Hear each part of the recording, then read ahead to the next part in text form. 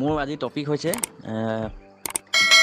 বহুতো ব্যৱসায় প্ৰতিষ্ঠানৰ ওচৰত পাৰ চৰাইক দেখা যায়, মানে জুম বান্ধি থকা দেখা যায়। কিয়নো বহুতো ব্যৱসায়ী আছে, তাৰ ভিতৰত এজন ময়ো আছোঁ। মই পাৰক মানে আহাৰ খুৱাই ভাল পাওঁ, দানা যেনেকৈ মাকৈ, চাউল এইবিলাক দি ভাল পাওঁ।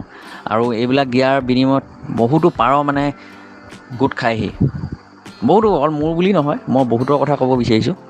বহুতো মানুহে পাৰ চৰাইক ভাল পায়, তো তাৰ কাৰণে চাউল দানা আদি যেনেকৈ যি পাৰে দিয়ে আৰু।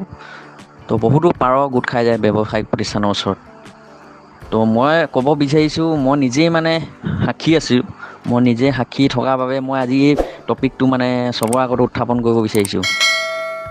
মোৰ হাতত এতিয়া মানে ভিডিঅ' নাই তেনেকুৱা, মই নিজৰে এটা পাৰ চৰাই ভিডিঅ' বনাই মেলি ইয়াত কথাখিনি ক'ব বিচাৰিছোঁ যে এটা সজাগতা কৰিব বিচাৰিছোঁ পাৰ চৰাইক মানে বচোৱাৰ।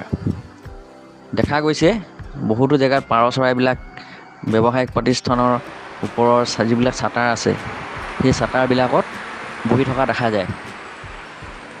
আৰু অজানিতে দোকানৰ কৰ্মচাৰীয়ে হওক বা দোকানীজনে হওক, মানে চাটাৰখন নেদেখাকৈ টানি দিয়ে।